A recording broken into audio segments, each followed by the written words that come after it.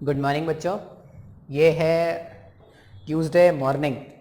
ठीक है, आज क्या है? ट्यूसडे मॉर्निंग है। और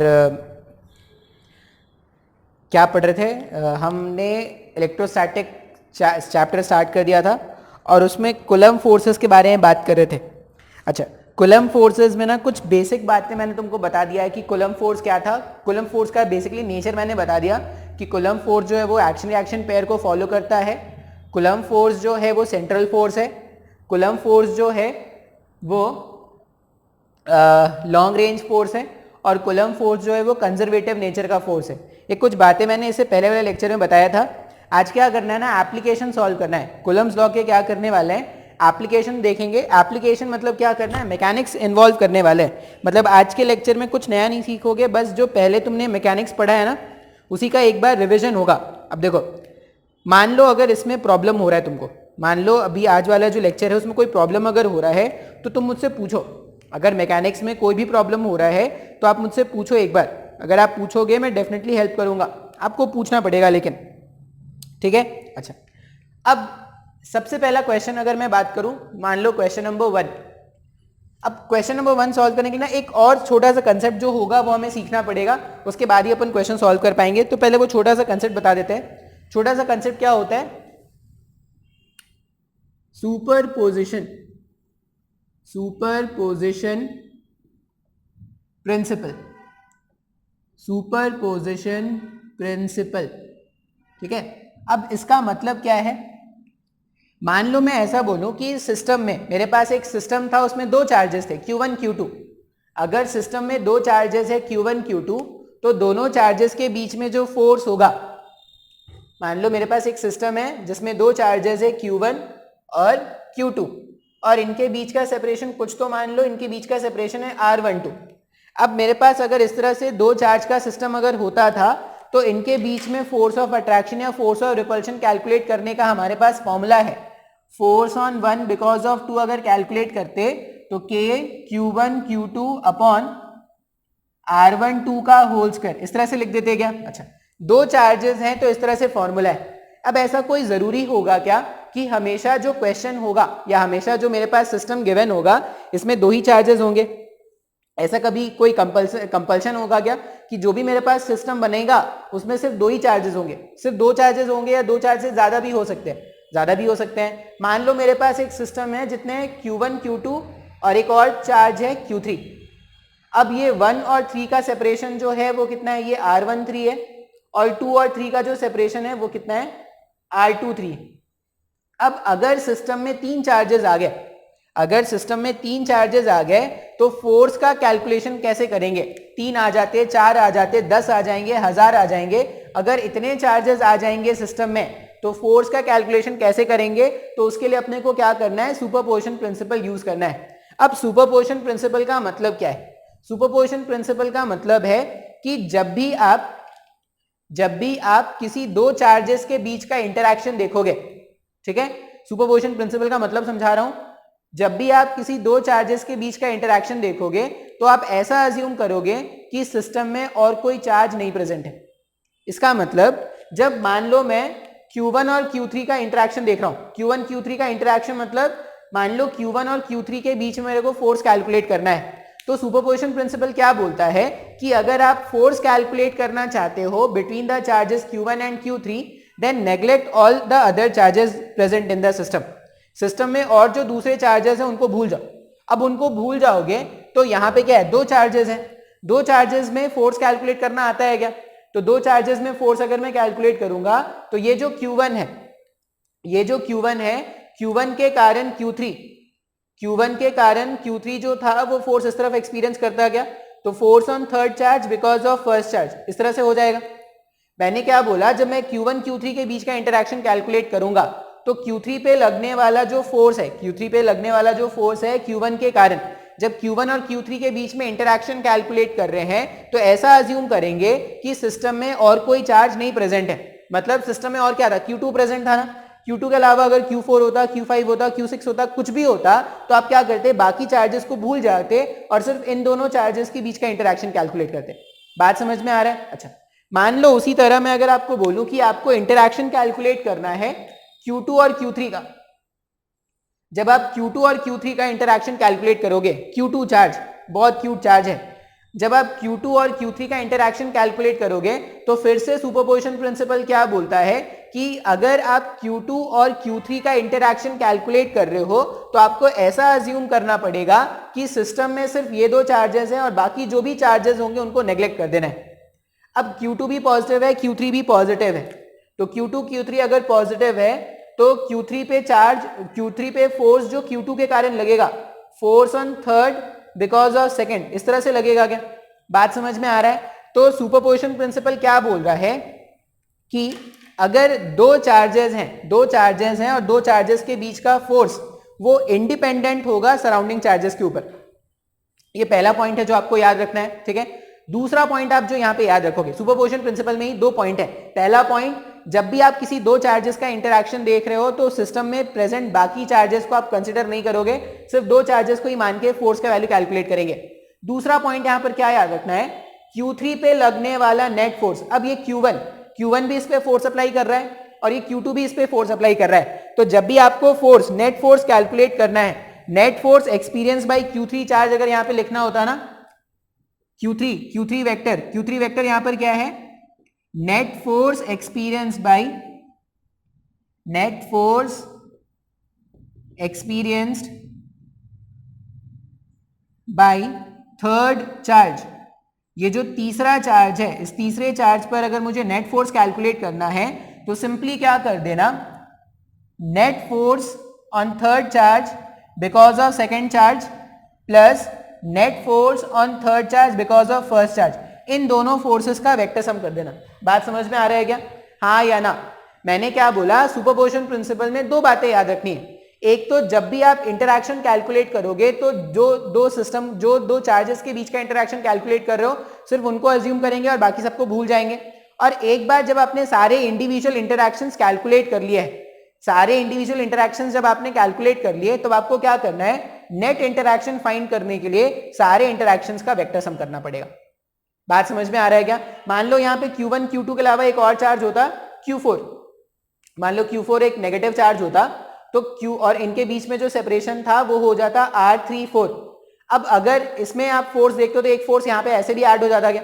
जब मैं Q3 और Q4 को एज अ सिस्टम लेता तो जो इंटरैक्शन फोर्स है वो इस तरफ आ जाता, तो नेट फोर्स में आप क्या कर देते, नेट फोर्स में आप एक और टर्म ऐड कर देते, force on third charge because of fourth charge. अब सारे फोर्सेस का वेक्टर सम मतलब ये फोर्स मेरे पास, एक फोर्स इस तरफ है, एक फोर्स इस तरफ है, एक फोर्स इस तरफ है, जितने भी फोर्सेस डेवलप हुए सारे फोर्सेस का वेक्टर सम कर दोगे तो वही तुम्हारा क्या होगा, नेट आंसर होगा।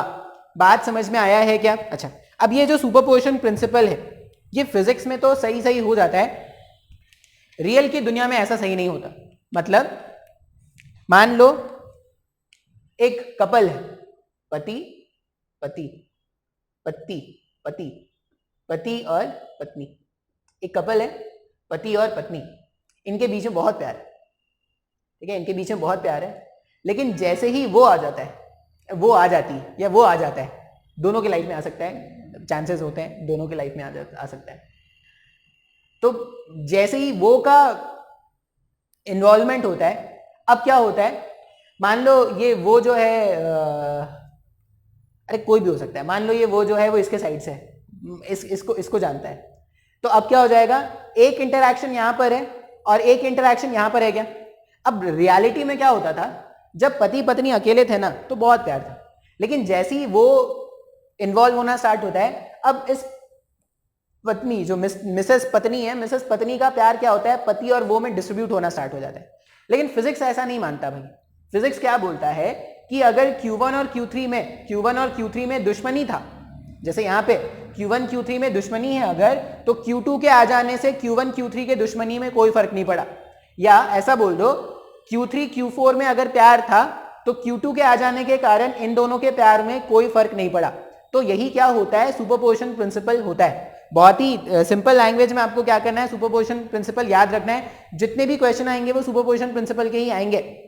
दो बातें याद रखेंगे, एक तो किसी भी चार्ज पर अगर नेट फोर्स कैलकुलेट करना है तो सबसे पहले इंडिविजुअल इंटरैक्शंस कैलकुलेट करना पड़ेगा। अब इंडिविजुअल इंटरैक्शंस का मतलब हो गया जब भी किसी दो चार्ज का इंटरैक्शन देखेंगे, जब भी किसी दो चार्ज का इंटरैक्शन देखेंगे तो ऐसा मान लेंगे कि सिस्टम में और कोई चार्ज प्रेजेंट नहीं है। अब ये तो सुनने सुनाने में ऐसा लग रहा है कि बहुत तकलीफ वाली होगी बात, लेकिन इतना तकलीफ वाला बात नहीं होता, आसान होता है ये, ठीक है। तो आज क्या करते हैं, सुपरपोजिशन प्रिंसिपल पे ही कुछ क्वेश्चन सॉल्व करके देखते हैं कि कैसे इसमें क्वेश्चंस बनाए जाते हैं। अभी तो सिंपल स्टार्टिंग वाले केस मैंने कल भी बताया था, स्टार्टिंग वाले केस में हम क्या करने वाले हैं, चार्जेस को एयर मीडियम पे ही रखेंगे, या चार्जेस को क्या करेंगे, वैक्यूम पे ही रखेंगे, कोई दूसरे मीडियम पे अभी चार्जेस को नहीं रख रहे हैं। दूसरे मीडियम पे चार्जेस को रखने से क्या होता है, फोर्स चेंज हो जाता है, तो उसके बारे में बात नहीं कर रहे हैं अभी, वो 1 या 2 लेक्चर के बाद आएगा। देखो मैं बार बार बोल रहा हूं, ये चैप्टर बहुत ज्यादा इंपॉर्टेंट है, बहुत इंपॉर्टेंट चैप्टर है, चैप्टर लेंदी भी है, ठीक है। तो तुमको धीरे धीरे क्या करना है, कंसेप्ट बिल्डअप करना है, धीरे धीरे क्या करना है, धीरे धीरे प्यार को बढ़ाना नहीं है, धीरे धीरे कंसेप्ट को बनाना है, धीरे धीरे कंसेप्ट को बनाना है। और एनआईटी और नहीं, हाँ नीट और मेंस क्लियर कर जाना है, ठीक है। या तुम ऐसा लिख लो, धीरे धीरे नोट्स बनाना है, धीरे धीरे कंसेप्ट सीखना है और एग्जाम क्लियर कर जाना है। तुम गा के ही बता सकते हो, धीरे धीरे नोट्स बनाना है। ये साफ करने के लिए एक अच्छा सा कोलन मिला है शायद, कोलन क्या बोलते हैं, कोलन बोलते हैं, लेकिन जब कपड़ा ही गंदा हो तो कोलन भी क्या कर सकता है। आगे देखते हैं, कुछ क्वेश्चंस देखते हैं इसमें। ये जो कंसेप्ट मैंने सिखाया है सुपरपोजिशन प्रिंसिपल, इसमें क्या करते हैं, कुछ क्वेश्चन देखते हैं। तो जब स्टार्ट करने से पहले सबसे पहला क्वेश्चन जो है ना, एनसीईआरटी बुक का ही एक प्रॉब्लम लेते हैं। स्टार्ट करते हैं with the problem of NCERT book. NCERT book से स्टार्ट, खुद मेरा पर्सनल व्यू एनसीईआरटी बुक के बारे में बहुत अच्छा है। NCERT book is a very good, very nice book, very eco friendly book, नहीं वेरी स्टूडेंट फ्रेंडली बुक। अगर आप एनसीईआरटी बुक पढ़ोगे तो आपको बहुत फ्यूचर में बेनिफिट मिलेगी। ये अच्छी आदतें होती हैं, अच्छी आदतें लोग मानते नहीं हैं, उनको लगता है कि जो साइड बुक है ना, जो भर भर के इतनी इतनी मोटी मोटी करके रखे हैं, वो सब किताबें बहुत अच्छी होती हैं। मान लो एक चार्ज है Q, दूसरा चार्ज भी है Q, तीसरा चार्ज है Q, और सबको मैंने क्या कर दिया है, इक्विलैटरल ट्रायंगल के कॉर्नर्स पे रख दिया है। मेरे पास क्या है, सिस्टम में 3 चार्जेस हैं, Q, Q, -Q, और सबको क्या कर दिया है, इक्विलैटरल ट्रायंगल के कॉर्नर्स पे रख दिया है। ये फर्स्ट चार्ज है मान लो, ये सेकंड चार्ज है और ये थर्ड चार्ज है।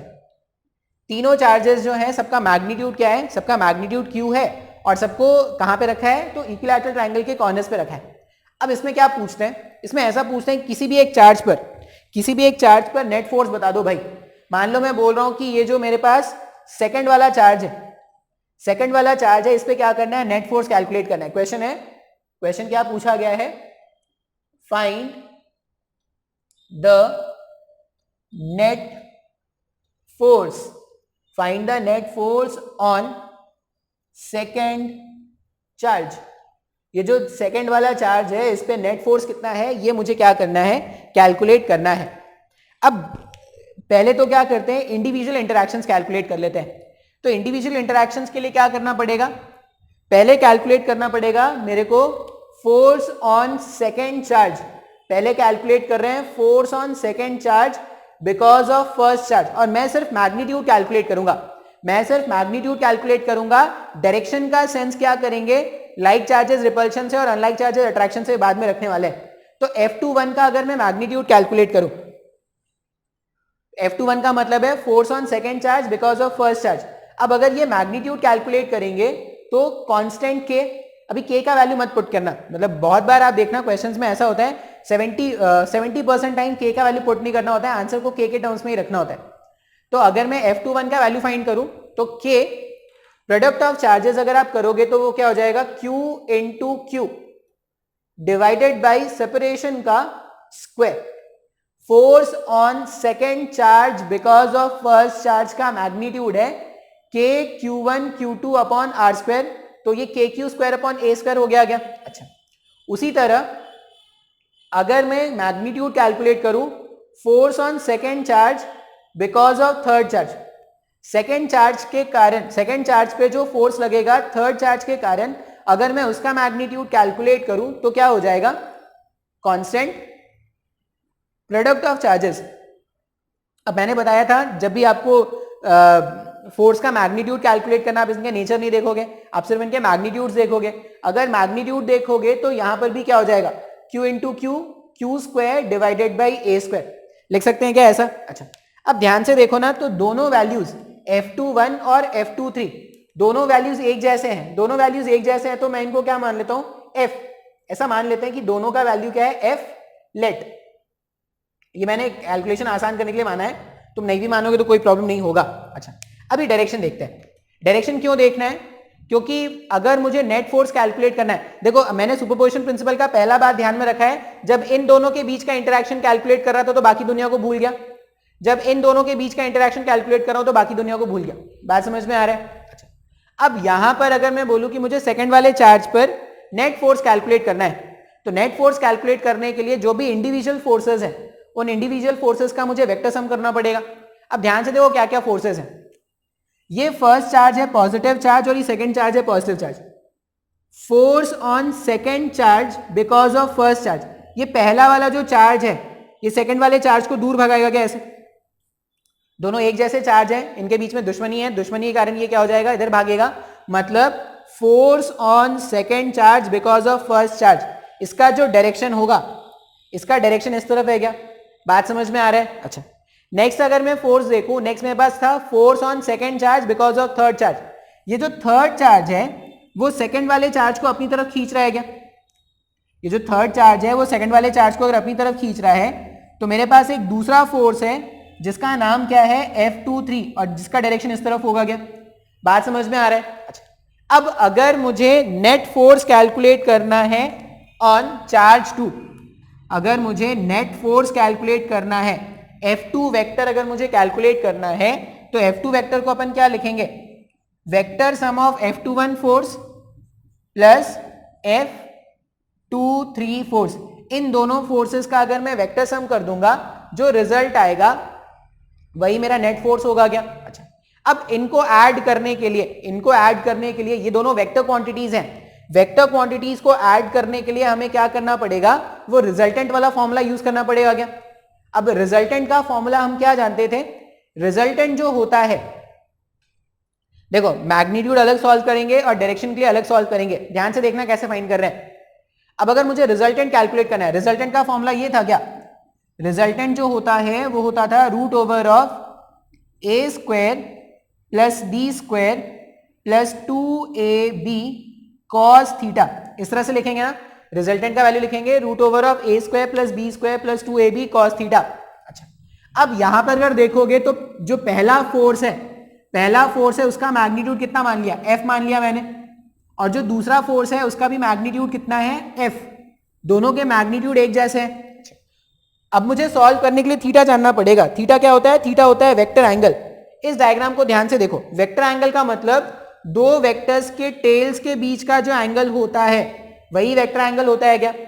तो ये थीटा जो है, जो मुझे क्या करना है, फाइंड आउट करना है। अब ये थीटा फाइंड आउट करने के लिए अगर ये एंगल 60 डिग्री का है तो थीटा का वैल्यू यहाँ पे 120 डिग्री का हो जाएगा ना। अगर थीटा 120 डिग्री का है तो अब हम क्या कर सकते हैं, जो नेट फोर्स है सेकंड वाले चार्ज पर, उसका मैग्नीट्यूड कैलकुलेट कर सकते हैं। कैसे, हम क्या लिख रहे हैं, F2 मतलब net force on second charge का magnitude equals to root over of पहला वाला वेक्टर। अच्छा, पहला वाला वेक्टर भी F था ना, कौन सा था, F21 भी F था और F23 भी F है। पहले वाले वेक्टर के मैग्नीट्यूड का स्क्वायर दूसरे वाले वेक्टर के मैग्नीट्यूड का स्क्वायर प्लस 2 टाइम्स ऑफ पहले वाले वेक्टर का मैग्नीट्यूड दूसरे वाले वेक्टर का magnitude into cos of 120 degree, इस तरह से लिखेंगे क्या, बात समझ में आ रहा है। अब तुमको याद रखना पड़ेगा, यहां पर क्या याद रखना पड़ेगा, कॉस 120 जो होता है, कॉस 120 जो होता है वो माइनस ऑफ कॉस 60 के इक्वल है। ये सब मैंने तुमको बेसिक क्लासेस में सिखाया भी था। अगर नहीं याद है तो क्या करेंगे, याद कर लेंगे। कॉस 120 का वैल्यू बहुत ज्यादा यूज होता है, कॉस 120 कॉस 150 इन सब के वैल्यूज क्या कर लेते हैं, याद कर लेते हैं, अगर मेरे को नहीं आता तो।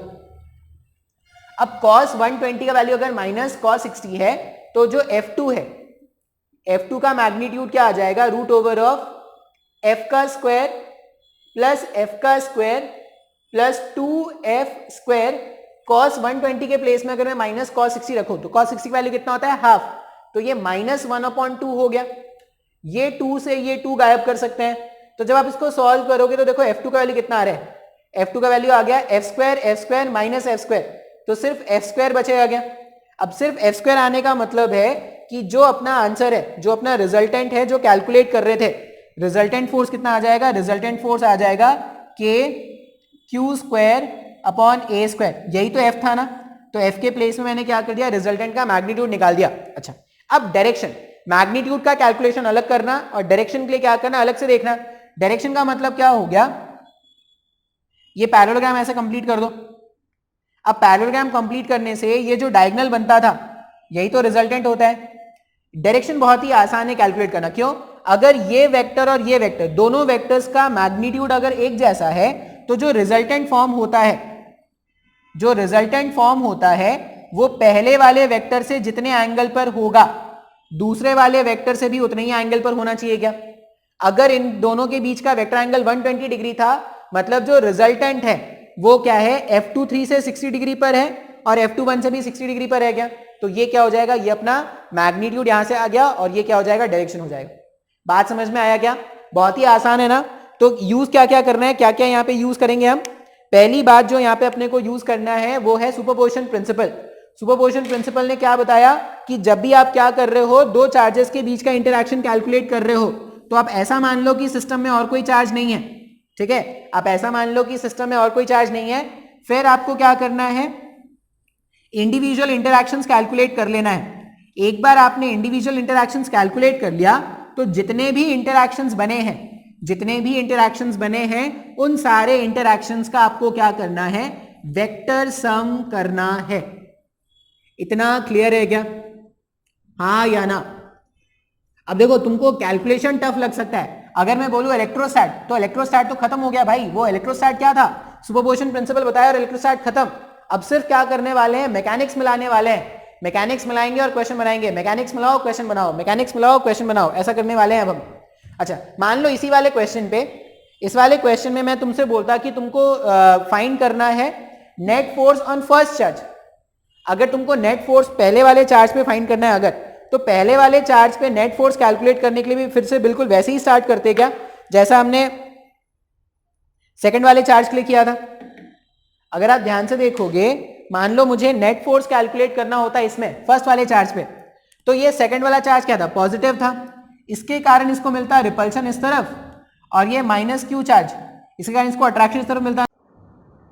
जब भी मेरे पास दो से ज्यादा वेक्टर्स है तो दो से ज्यादा वेक्टर्स के क्वेश्चन को सॉल्व करने के लिए हम कंपोनेंट मेथड का हेल्प लेते हैं। कंपोनेंट मेथड का हेल्प लेते हैं मतलब वेक्टर्स को आई कैप और जे कैप के फॉर्म में लिखते हैं। एक बार वेक्टर आई कैप और जे कैप के फॉर्म में लिखा गया तो उसको सॉल्व करना बहुत ही आसान होता है। जैसे मान लो यहाँ पे मेरे पास तीन फोर्सेस हैं, ये पहला फोर्स, ये दूसरा फोर्स और ये तीसरा फोर्स। अच्छा, मैं सबको ना थोड़ा आसान बना देता हूँ, थोड़ा आसान मैं बना रहा हूँ। देखो ये कैलकुलेशन करने का तरीका है, ये आसान जो मैं बनाने की बात कर रहा हूँ, ये हो सकता है कि तुम के क्यू स्क्वायर अपॉन ए स्क्वायर को आसान इस वाले में बना पाओ, हर केस में बना पाओ, इसकी कोई गारंटी नहीं। जैसे अगर मैं बोलूँ, मान लो ये के क्यू स्क्वायर अपॉन ए स्क्वायर है, इसको एफ मान लेते हैं, लेट, इसका वैल्यू कितना मान लेते हैं, एफ, तो ये भी क्या हो जाएगा, ये भी एफ हो जाएगा, लेट। इसको जब आप सॉल्व करोगे तो देखो ये क्या हो रहा है, के Q square upon 2a square हो जाएगा क्या, मतलब ये जो वैल्यू है वो f अपॉन 2 हो रहा है क्या। बात समझ में आ रहा है। अच्छा, अब मुझे कंपोनेंट के अलोंग लिखना है, तो मेरे पास जो फोर्सेस है, मेरे पास फोर्सेस कौन कौन से, मैं नंबर कर देता हूं इनको, नहीं तो कंफ्यूजन होगा आपको। ये फर्स्ट चार्ज मान लो, ये सेकंड चार्ज मान लो, ये थर्ड चार्ज मान लो और ये फोर्थ चार्ज मान लो। मेरे पास ध्यान से देखना, force on first charge because of fourth charge. अगर मुझे फर्स्ट चार्ज पे फोर्स कैलकुलेट करना है बिकॉज ऑफ फोर्थ चार्ज, तो इसका मैग्नीट्यूड क्या है, इसका मैग्नीट्यूड मेरे पास f है, और बैक ऑफ द माइंड मुझे पता होना चाहिए कि f का वैल्यू क्या है, के क्यू स्क्वायर अपॉन ए स्क्वायर। तो force on first charge because of fourth charge, चौथे चार्ज के कारण अगर फर्स्ट चार्ज पर फोर्स लिखना होता तो ये फोर्स का मैग्नीट्यूड हो गया, और डायरेक्शन अगर आप ध्यान से देखोगे तो देखो ये क्या है, एक्स के पॉजिटिव के अलॉन्ग है क्या, तो अगर ये एक्स के पॉजिटिव के अलॉन्ग है तो मैं इसको क्या लिख देता हूं, मैग्नीट्यूड है एफ और डायरेक्शन के मैंने क्या लिख दिया, आई कैप। मैं क्या कर रहा हूं, फोर्सेस को या वेक्टर्स को कंपोनेंट्स के फॉर्म में लिख रहा हूं। कंपोनेंट्स के फॉर्म में लिखने का मतलब है आई कैप, जे कैप, के कैप के फॉर्म में लिखना, ठीक है। अच्छा, F14 वेक्टर लिखना तो बहुत ही आसान था, वो एक्स एक्सिस के अलॉन्ग था तो मैंने आराम से लिख दिया। उसी तरह मान लो मुझे ये लिखना है, force on first charge because of second charge. First charge पे फोर्स कैलकुलेट करेंगे because of second charge. Second charge के कारण अगर मैं फोर्स कैलकुलेट करूं तो यहां पर ये भी नेगेटिव था, ये भी नेगेटिव था, फोर्स उस तरफ जा रहा है तो वो जे कैप की तरफ भाग रहा है क्या, तो force on first vector, force on first charge because of second charge, ये कितना हो जाएगा, एफ जे कैप। इस तरह से लिख सकते हैं, F14 वेक्टर जो है एफ आई कैप हो गया, F12 वेक्टर जो है वो एफ जे कैप हो गया। फर्स्ट वेक्टर और सेकंड वेक्टर को लिखना कोई बहुत मुश्किल नहीं था, बहुत ही आसानी से लिख दिया हमने। अब मान लो मुझे ये लिखना है, force on first charge because of third charge. अब ध्यान से देखो, पहले दो फोर्सेस जो थे वो तो एक्सिस के अलॉन्ग थे, रिजॉल्व करने में कोई प्रॉब्लम नहीं हुआ। ये वाला जो फोर्स है, जब आप इसको रिजॉल्व करोगे तो इसके दो कंपोनेंट बनेंगे ना, इसका एक कंपोनेंट इस तरफ बनेगा एक्स एक्सिस की तरफ और एक कंपोनेंट इस तरफ बनेगा वाई एक्सिस की तरफ। बात समझ में आ रहा है? अच्छा, अब ये जो फोर्स है वो डायगोनल के अलॉन्ग अगर एक्ट कर रहा है तो डायगोनल जो होता है, स्क्वायर का डायगोनल जो होता है वो 45 डिग्रीज पे इंक्लाइंड होता है क्या? बात समझ में आ रहा है हमें? अच्छा, तो अगर मैं बोलूं कि मुझे इस फोर्स को रिजॉल्व करना है, फोर्स को रिजॉल्व करने का तरीका क्या बताते, जब भी वेक्टर्स होते थे, वेक्टर्स को रिजॉल्व करने का तरीका क्या होता है, जिसके साथ एंगल बनता है वहां पे कॉस कंपोनेंट लगाना होता है और जिसके साथ एंगल नहीं बनता वहां पे साइन कंपोनेंट लगाना होता है। इस केस में अगर 45 है तो तुम कॉस लिख दो, साइन 45 लिख दो, बात एक ही होता है क्या? तो अगर मैं ये जो फोर्स है मेरे पास, ये जो फोर्स था, अगर मैं इसको रिजॉल्व करूंगा, ये कंपोनेंट ध्यान से देखो कैसे लिख रहे हैं, मैग्नीट्यूड कितना है, मैग्नीट्यूड है f/2, तो ये क्या लिखेंगे, f/2 cos 45, ये कंपोनेंट हो गया क्या? ये जो कंपोनेंट है वो कितना है, f/2 cos 45 हो गया ये कंपोनेंट। और इसका डायरेक्शन x का पॉजिटिव है, अगर इसका डायरेक्शन x का पॉजिटिव है तो आई कैप लिख दिया। मुश्किल हो रहा है क्या? इंपॉर्टेंट है भाई समझना। जब भी देखो दो वेक्टर्स होते हैं तो दो वेक्टर को तो ऐड करना बहुत ही आसान है, लेकिन दो से ज्यादा वेक्टर्स अगर हो गए तो आपको क्या करना पड़ेगा, कंपोनेंट मेथड यूज करना पड़ेगा। मैंने क्या बोला, ये जो फोर्स था उसका एक कंपोनेंट इधर निकाल दिया और एक कंपोनेंट इधर आ जाएगा। अच्छा, ये जो कंपोनेंट है इसका मैग्नीट्यूड क्या हो जाएगा, f/2 cos 45, इसको भी लिख सकते हैं, या f/2 sin 45 भी लिख सकते हो, लेकिन इसका डायरेक्शन जो है वो y के नेगेटिव में है क्या, तो यहां पे क्या लिख देंगे, माइनस में f/2 cos 45 j cap. Sir मेरे को कुछ भी नहीं समझ में आ रहा है। मेरे पास जितने भी फोर्सेस थे, सारे फोर्सेस को मैंने क्या कर दिया है, कंपोनेंट्स के फॉर्म में लिखा है। ऐसा क्यों लिख रहे हैं, क्योंकि वेक्टर्स अगर कंपोनेंट के फॉर्म में होते हैं तो उनका एडिशन करना या सब्ट्रैक्शन करना बहुत ही आसान हो जाता है। अब मुझे ये कैलकुलेट करना था क्या, net force on first vector, sorry net force on first charge, net force on first charge हो जाएगा force on first charge because of fourth plus force on first charge because of second plus force on first charge because of third. मैं इन तीनों forces को अगर add कर दूंगा तो मुझे नेट फोर्स मिल जाएगा क्या? अब पहला फोर्स देखते हैं, F14 वेक्टर। F14 वेक्टर अगर आप देखोगे तो ये F आई कैप है क्या? दूसरा फोर्स अगर आप देखोगे F12 वेक्टर तो ये F जे कैप है। तीसरा फोर्स अगर आप देखोगे, तीसरा फोर्स अगर देखा जाए तो ये क्या हो जाएगा, f/2 cos 45, cos 45 का वैल्यू अगर 1/√2 सब्स्टिट्यूट कर दें तो f/2√2 आई कैप माइनस f/2√2 जे कैप। अब अगर आप इनको ऐड करोगे तो इधर आई कैप का टर्म है, इधर आई कैप का टर्म है, दोनों से अगर f बाहर निकाल दिया जाए तो 1 + 2√2 आई कैप, जे कैप का टर्म इधर है, जे कैप का टर्म इधर है, f अगर मैं बाहर निकाल दूं तो कितना आ जाएगा, 1 - 1/2√2 जे कैप। ये मेरे पास F1 वेक्टर का वैल्यू आ गया क्या? हाँ या ना?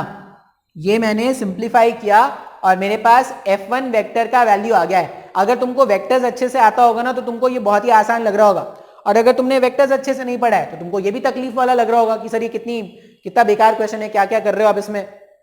अब यहां पे देखो, ये जो f था, f का वैल्यू क्या था, f का value kq square upon a square था क्या।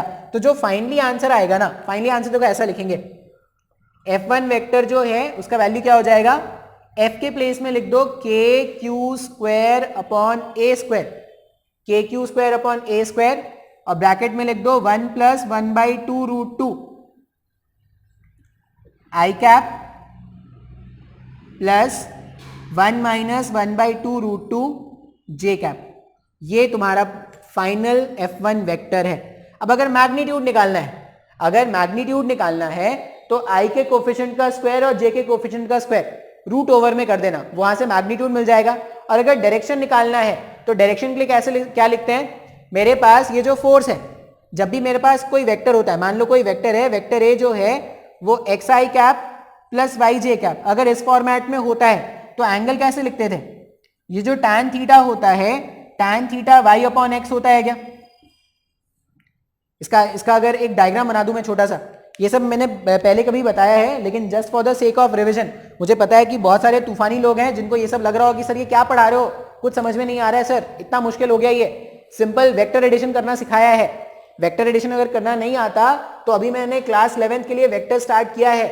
अगर आपको नहीं आ रहा है, वहां पर आपको कोई प्रॉब्लम हो रहा है तो चैनल में जाएंगे और वहां पे क्या करेंगे, वेक्टर एडिशन के पुराने लेक्चर्स को देखेंगे कि वहां पे वेक्टर एडिशन कैसे करते थे। अच्छा, मेरे पास फाइनल आंसर आ चुका है, मेरे पास फाइनल आंसर आ चुका है kq square upon a square bracket में 1 प्लस 1/2 रूट 2 आई कैप प्लस 1 माइनस 2 रूट 2 जे कैप। अब मैं तुमको मैग्नीट्यूड और डायरेक्शन कैलकुलेट करना बता रहा हूं। मान लो एक वेक्टर है मेरे पास, vector a equals to x i cap plus y j cap. इसी फॉर्मेट का है क्या वेक्टर हमारा, x i cap plus y j cap, इसी फॉर्मेट का है। जब भी वेक्टर इस तरह से गिवन होता है तो वेक्टर का मैग्नीट्यूड कैसे कैलकुलेट करते थे, root over of X square plus Y square. इस तरह से क्या होता था, वेक्टर का मैग्नीट्यूड मिल जाता था। और डायरेक्शन के लिए क्या करते थे, tan थीटा कैलकुलेट करते थे। तो ये tan थीटा को कैसे कैलकुलेट करेंगे, अगर ये वेक्टर इमेजिन करोगे ना तो इसका x कंपोनेंट कितना रखना था, x रखना था, और इसका y कंपोनेंट कितना रखना है, y रखना है। इन दोनों को ज्वाइन करने वाला ये मेरा वेक्टर हो जाता क्या। अब अगर मैं बोलूं कि मुझे ये एंगल फाइंड करना है थीटा, तो tan थीटा क्या लिख सकते हैं, y अपॉन एक्स लिख सकते हैं ना। तो tan थीटा का वैल्यू हो जाएगा y अपॉन एक्स। तो उसी हिसाब से वहां पे भी आप tan थीटा का वैल्यू फाइंड कर सकते हो क्या। अब ये जो थीटा आएगा ना तुम्हारे पास, ये थीटा जो आएगा वो x के पॉजिटिव से एंगल आएगा, x एक्सिस के पॉजिटिव से एंगल आता है। ये थीटा क्या है, where theta is the angle, where theta is the angle from positive x axis। ये सब बातें ना तुमको याद रखनी पड़ेगी। ये सब मैंने जब वेक्टर्स पढ़ाया था तब भी सिखाया था, आज जब इलेक्ट्रोस्टैट सिखा रहे हैं तो वेक्टर्स आ रहे हैं तो तब भी सिखा रहे हैं, आगे नहीं सिखाएंगे। इतना सिखा दिया, बहुत सिखा दिया।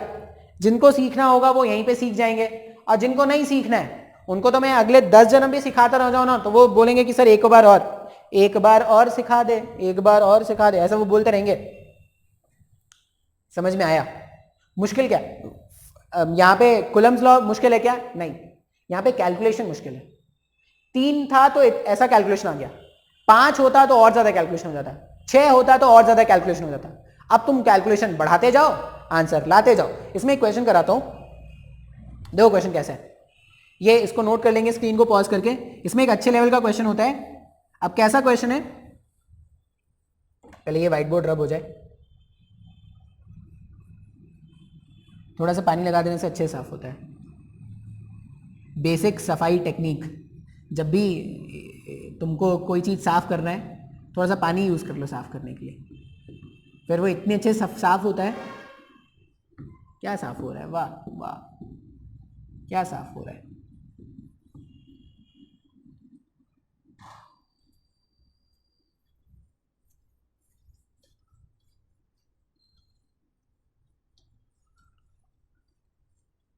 जितना कुछ तुमने अपने 11th के स्टार्टिंग लेक्चर्स में सीखा था ना, अब तुमको लगेगा सारी बातें ना रिवाइज हो रही, सारी बातें पुरानी याद आ रही हैं।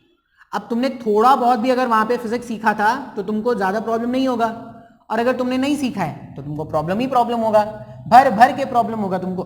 ठीक है, अब प्रॉब्लम का एक ही सोल्यूशन है भाई, प्रॉब्लम का सोल्यूशन है मेहनत करना। मेहनत करोगे तो तुम सीख पाओगे। देखो अभी भी इतना कोई टाइम वेस्ट नहीं हुआ है, अभी भी बहुत टाइम है यार, 1 साल का टाइम है हमारे पास, अभी भी हम सीख सकते हैं। 1 साल इसलिए मैं बोल रहा हूँ क्योंकि कोरोना कब तक रहेगा इसको कोई गारंटी नहीं। अभी तो पुराने वाले बच्चों का एग्जाम नहीं हुआ, तो तुम्हारा तो एग्जाम कब होगा इसका कुछ पता नहीं है।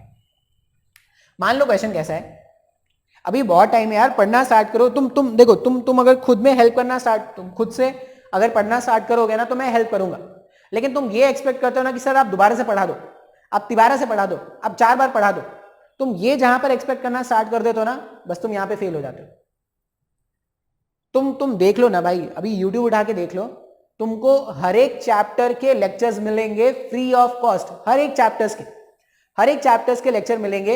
लेकिन मैं आपको बोलूं, वो जो चैप्टर्स है ना, तुम वहां पे देख रहे हो, पढ़ रहे हो, सीख नहीं पाओगे वहां से। क्यों नहीं सीख पाओगे? कि हमको क्या लगता है ना, अरे नहीं जाने दो, स्कूल में क्लास में नहीं सीखा, स्कूल में नहीं सीखा, यूट्यूब में देख लेंगे। देख लो भाई, बहुत अच्छी बात है, कितने लेक्चर्स देख लोगे तुम? कभी भी इमेजिन करना, तुम सोचना कि मान लो तुम्हारा एक पूरा चैप्टर छूटा है, बाई एनी मीन्स, कुछ कारण था, तुम्हारा एक पूरा चैप्टर छूट गया, तुम यूट्यूब से बैठ के पूरा सीख सकते हो क्या? नहीं भाई, इतना पेशेंस नहीं होता है। लेक्चर्स, यूट्यूब के जो लेक्चर्स होते हैं वो निहायत ही बोरिंग होते हैं। ठीक है, मैं हूं या कोई भी XYZ है, तुम बोलोगे सर ये है, इसका लेक्चर बहुत तूफान है, ये है वो है। लिटरली मैं बता रहा हूं कि जो लेक्चर्स होते हैं यूट्यूब के, बहुत ज्यादा बोरिंग होते हैं। अब वहां पर तुम्हारा 1 या 2 लेक्चर का अगर कंसेप्ट छूटा है ना, तब तुम वो देख के सीख सकते हो। तुम सोचोगे कि पूरा लेक्चर वहां से पूरा चैप्टर वहां से सीख लिया जाए, पॉसिबल ही नहीं है भाई। अगर पॉसिबल होता ना तो ये यूट्यूब आज से नहीं है, और ये यूट्यूब में जो लेक्चर्स है ना, वो मेरे को लगता है नहीं भी तो 4 से 5 साल पहले से लेक्चर्स डले पड़े हैं, या उससे भी पहले टाइम से पड़े होंगे, और सारे के सारे लेक्चर्स तुमको मिल जाएंगे। तुम कोई टॉपिक बोलो, उस टॉपिक का लेक्चर तुमको मिल जाएगा। लेकिन क्या बच्चे पढ़ लेते हैं वहां से? नहीं, कभी नहीं। इतना पेशेंस होना मुश्किल होता है। इसलिए मैं बोल रहा हूं कि कभी भी ना वैसा टाइम आने ही मत दो जब तुम्हारे पास क्या हो गया, पूरे एक चैप्टर का बर्डन हो गया है कि सर अब तो मेरे को ये पूरा बड़ा सा चैप्टर मेरे को नहीं आता है, मेरे को पूरा बड़ा सा चैप्टर सीखना है। तुम हमेशा ना टाइम टू टाइम अगर पढ़ते रहोगे ना, हर दिन पढ़ो ना यार, थोड़ा पढ़ो, हर दिन पढ़ो, थोड़ा पढ़ोगे तो कभी भी ना वो बर्डन के जैसा नहीं लगेगा। हम क्या करते थे, छोड़ देते हैं, और जब वो पूरी तरह से एक बड़ा सा जायंट सा डरावना सा राक्षस बन जाता है ना, तब हम सोचते हैं यार अब क्या करें। तो वो क्या करेंगे, या तो ट्यूशन लगाएंगे या इधर उधर जाएंगे। अब तो ऑनलाइन मार्केट खुल गया है, ऑनलाइन मार्केट में वो क्या करेंगे, कोर्सेज खरीद लेंगे, लेकिन खुद से मेहनत नहीं करेंगे। ऑनलाइन मार्केट में कोर्सेज खरीद लेंगे, ट्यूशन लगा लेंगे, ये कर लेंगे, लेकिन खुद से मेहनत जो करना है, जो उनको खुद करना है, वो नहीं करेंगे वो। और ये तुम्हारी स्टोरी नहीं है, ये आज के 70 to 80% स्टूडेंट्स की यही स्टोरी है। ठीक है, उनको क्या लगता है कि अरे ये वाला साइट है, यहां से ये खरीद लो, वो वाला साइट है वहां से ये खरीद लो, वहां से ये देख लो, यहां से वो देख लो। अरे तुम देख के तुम कर क्या रहे हो भाई? अगर तुमको लग रहा है कि देखना ही सोल्यूशन है, देख लेना ही सोल्यूशन है, तो तुम गलत सोच रहे हो। जब तक तुम खुद से क्वेश्चन नहीं करोगे, जब तक तुम्हारा खुद का कंसेप्ट नहीं डेवलप हुआ है, सिलेक्शन नहीं होने वाला। और ये मैंने डे 1 भी बोला था, आज भी बोल रहा हूं, कल जब एग्जाम होने वाला होगा तब भी मैं बोलूंगा। अभी टाइम है, अभी पढ़ा जा सकता है, मेहनत करना पड़ता है।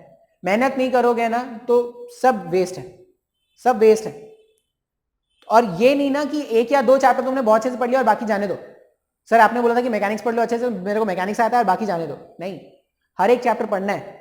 अगर तुमको एट द एंड सिलेक्शन चाहिए ना, तो दो क्वेश्चन का लेवल कैसे होता है, कोई भी पेपर तुम उठा के देखो ना भाई, 70% क्वेश्चन ऐसे रहने वाले होते हैं जो थोड़े बहुत एफर्ट के साथ सॉल्व किए जा सकते हैं। और अगर तुमने 70% पेपर में, अगर कोई भी पेपर में तुमने 70% क्वेश्चन सॉल्व कर लिया, 70% क्वेश्चन सॉल्व करने का मतलब है तुम्हारी रैंक जरूरत से ज्यादा अच्छी आ जाएगी। अब 70% सॉल्व करना है अपने को, लेकिन वो जो 70% जो मैं इजी वाला बोल रहा हूं, वो किस चैप्टर से आएगा ये तुमको पता है क्या? नहीं। ये जो इजी मैं बोल रहा था कि 70% इजी क्वेश्चंस आ रहे हैं या थोड़ा बहुत एफर्ट के साथ सॉल्व किए जा सकते हैं, वो किस चैप्टर से आएंगे ये अपने को नहीं पता। तो अपना सबसे पहला काम क्या होना चाहिए, अपनी टॉप प्रायोरिटी होनी चाहिए कि अपना सिलेबस कंप्लीट हो। अपना सिलेबस कंप्लीट होना चाहिए। जितना तुमको पढ़ाया गया है वो तुमको हर एक बात, कॉपी तो ऐसा होना चाहिए ना, तुम्हारे कॉपी में लिखा हुआ हर एक नोट, हर एक क्वेश्चन तुमको याद हो जाना चाहिए।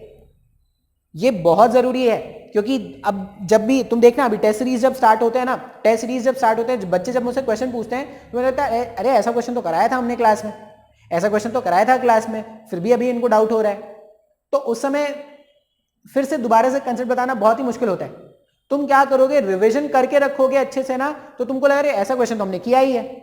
और मैं बहुत हमेशा बोलता हूं कि ये जो कॉम्पिटिटिव एग्जाम है ना, ये कॉन्फिडेंस का गेम है भाई, सिर्फ कॉन्फिडेंस का गेम है। तुम अगर कॉन्फिडेंस पे हाई हो, कॉन्फिडेंस पे हाई होने के लिए तुमको अपने कंसेप्ट बहुत अच्छे से याद होने पड़ेंगे। तुमको जब ऐसा लगेगा कि तुम्हारा सिलेबस तुमको थोड़ा बहुत अच्छे से आता है, तब तुम्हारा कॉन्फिडेंस खुद ब खुद हाई होगा, और जब तुम क्वेश्चंस लगाने बैठोगे ना, तो क्वेश्चंस बनेंगे। ऐसा बहुत बार होता है कि जब आपने एक चैप्टर को बहुत अच्छे से पढ़ लिया है, उसके कैसे भी क्वेश्चंस आते हैं ना, कुछ भी करके हम उसके आंसर ले आते हैं, लेकिन कभी कभी ऐसा भी मिलेगा तुमको कि तुमने अच्छा खासा मेहनत किया और क्वेश्चंस नहीं बन रहे। तो क्वेश्चंस नहीं बन रहे, इसका मतलब है कि जिस लेवल की अंडरस्टैंडिंग चाहिए थी तुमने, तुम्हारी अभी अंडरस्टैंडिंग उस लेवल की नहीं हुई है। क्वेश्चन पढ़ के डेटा कलेक्ट करना आर्ट है भाई, सबके बस की बात नहीं है। यहाँ पे तुम्हारा आईक्यू इन्वॉल्व होता है। हमने पढ़ा दिया, हो गया खत्म, मैंने पढ़ा दिया, मेरा काम खत्म। क्वेश्चन पढ़ना है, डेटा कलेक्ट करना है, यहां पे तुम्हारा काम स्टार्ट होता है। डेटा कलेक्ट करने के लिए आईक्यू चाहिए, फिर उसको किस तरह से सॉल्व किया जाए कि फाइनल आंसर तक पहुंच जाए। क्योंकि तुम तो सॉल्व करके कुछ भी ला सकते हो भाई, लेकिन मुझे सॉल्व करके वहां पे पहुंचना है जो 4 ऑप्शंस में गिवन है। उन 4 ऑप्शंस में से मुझे किसी एक को मैच कराना है, और वो सही सही मैच कराने के लिए सही सही स्टेप्स फॉलो करने पड़ेंगे। अगर अंधों के जैसा कैलकुलेशन करना स्टार्ट करोगे, प्लस माइनस गलत कर दोगे, सर तुम एग्जाम देगा, सर मेरा कैलकुलेशन मिस्टेक हो गया, अरे बहुत सही बात है भाई, कैलकुलेशन मिस्टेक हो गया, इससे अच्छा तो मत करते तुम सॉल्व। कैलकुलेशन मिस्टेक ये कोई बताने का बात है क्या कि कैलकुलेशन मिस्टेक हो गया? कैलकुलेशन मिस्टेक अगर कर रहे हो मतलब तुम उनसे भी बुरे हालत में जिनको कुछ नहीं आता। जिनको नहीं आता था उनको तो इस बात की भी तसल्ली होती कि मेरे को तो आता ही नहीं था, चलो इसलिए मैंने एग्जाम का पेपर मेरा खराब हो। तुम मेरे को आगे बोल दो कि सर मेरा न्यूमेरिकल बहुत नेगेटिव चला गया। अरे नेगेटिव चला गया, नेगेटिव जाने का क्या मतलब पता है? कि तुमने बाकी क्वेश्चंस भी ना तुक्केबाजी में की है, और उसमें से कुछ क्वेश्चंस जो थे वो पॉजिटिव चले गया, तुम बोलो कि बाकी क्वेश्चन नेगेटिव में चला गया। नेगेटिव में जा रहा है या कैलकुलेशन मिस्टेक हो रहा है या जो भी हो रहा है ना, ये सब बहाने हैं भाई। ये एक कमजोर स्टूडेंट के ये बहाने हैं। एक जो अच्छा स्टूडेंट है ना, वो ये सब बहानों से क्या करता है, आगे निकलता है। देखो क्वेश्चन क्या है, इतना ज्ञान देने का जरूरत नहीं था, पता नहीं कभी कभी आ जाता है, मुझे भी माता आ जाती कभी मेरे अंदर, ज्ञान भी आ जाता है मेरे पे।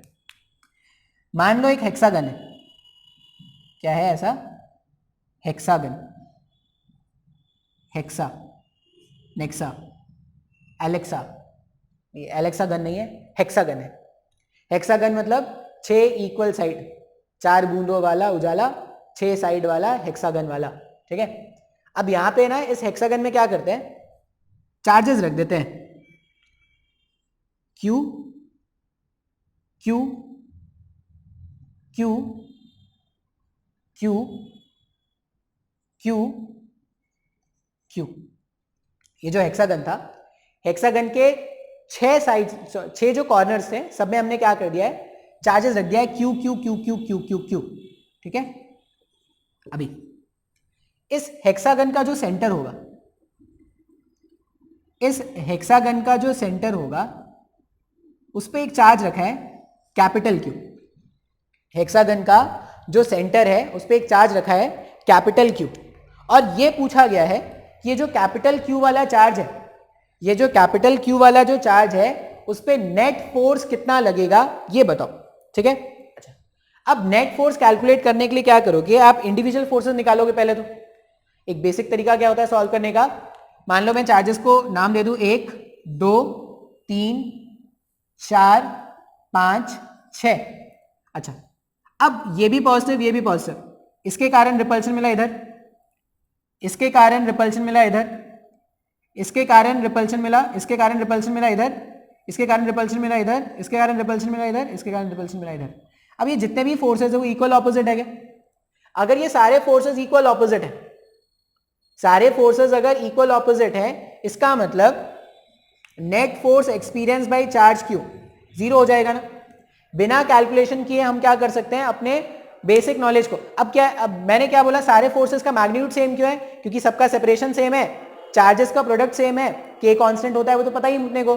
तो इस तरह का अरेंजमेंट अगर होगा, मान लो ये हेक्सागन में नहीं होके स्क्वायर में होता, अगर हेक्सागन में नहीं होके अगर ये स्क्वायर में होता इस तरह से, और आपने इसके कॉर्नर पे एक चार्ज रखा होता capital Q plus Q plus Q plus Q plus Q, अभी भी इस पे नेट फोर्स 0 होता क्या? हाँ या ना? अब इसमें ना इस तरह के क्वेश्चन में थोड़ा सा एडवांसमेंट करते हैं। एडवांसमेंट कैसे करते हैं?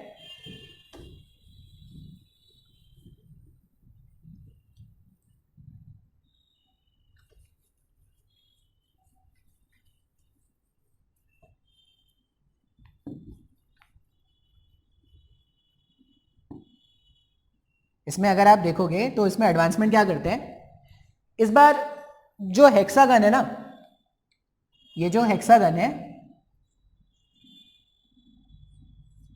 ठीक है, Q Q Q Q Q, मैंने हेक्सागन के 5 कॉर्नर्स में चार्ज तो रखे हैं, जो 6th वाला कॉर्नर है उसमें मैंने कोई चार्ज नहीं रखा है। ध्यान से समझना है इसको।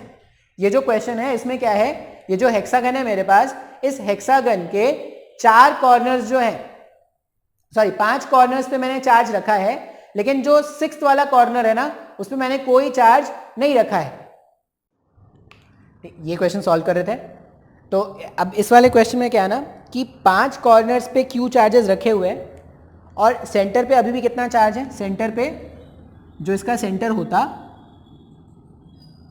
सेंटर पे अभी भी एक कैपिटल क्यू का चार्ज रखा हुआ है, यहां पे कोई चार्ज नहीं रखा हुआ है। बात समझ में आ रहा है? अब कैलकुलेट क्या करना है, क्वेश्चन में ये पूछा गया है find the net force, find the net force on capital Q charge, capital Q charge kept at the centre, kept at the center of hexagon। इस हेक्सागन के सेंटर पे जो कैपिटल क्यू चार्ज रखा हुआ है, इस कैपिटल क्यू चार्ज पे net force कितना लग रहा है वो कैलकुलेट करना है। अब इसमें एक तरीका क्या हो सकता था, एक तरीका होता कि इंडिविजुअली सारे फोर्सेस कैलकुलेट कर लेंगे, ठीक है। एक तरीका होता कि इंडिविजुअली, जैसे अगर मैं चार्जेस के नाम दे दूं 1 2 3 4 5 इंडिविजुअली, इसके कारण जो फोर्स होता force on Q because of 1, ये FQ1 कैलकुलेट कर लिया। इसके कारण जो फोर्स होता force on Q because of second charge, फिर और क्या है Q3 के कारण जो फोर्स होता वो होता force on Q because of third charge, fifth वाले के कारण जो फोर्स आता वो इधर आता force on Q because of fifth charge, और फोर्थ वाले के कारण जो फोर्स आता वो कैसा आता force on Q because of fourth charge. 1 2 3 4 5 इस तरह से 4 फोर्सेस होते हैं क्या। अब अगर आप ध्यान से देखोगे, मुझे क्या करना है, नेट फोर्स कैलकुलेट करना है। ये फोर्स और ये फोर्स कैंसल आउट हो जाएंगे, ये फोर्स और ये फोर्स कैंसल आउट हो जाएंगे। अगर ये 4 फोर्सेस कैंसल आउट हो गए तो सिर्फ ये फोर्स बच रहा है क्या। तो यहां पे आंसर सिंपली क्या हो जाता, net force on charge Q जो है, net force on charge Q जो है वो क्या हो जाएगा force on charge Q because of fifth charge, क्योंकि बाकी सारे फोर्सेस तो कैंसिल आउट हो गए। जब आप इसको लिखते तो यहां पे क्या हो जाता के क्यू स्क्वायर। अब देखो सेपरेशन कैसे निकालेंगे, सेपरेशन का मतलब है आपको यहां से यहां का लेंथ निकालना है क्या, सेपरेशन का मतलब है यहां से यहां का लेंथ निकालना है। अच्छा, यहां से यहां का लेंथ कैसे निकालते, ये पूरा एंगल 360 डिग्री का होता है।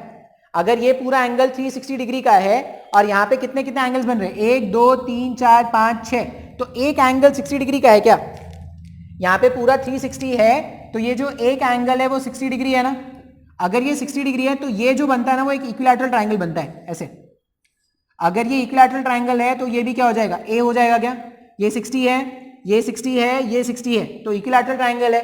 तो यहाँ पे क्या हो जाएगा ए स्क्वायर, तो आंसर सिंपली हो जाएगा के क्यू स्क्वायर अपॉन ए स्क्वायर, हमारा क्या हो जाएगा आंसर हो जाएगा।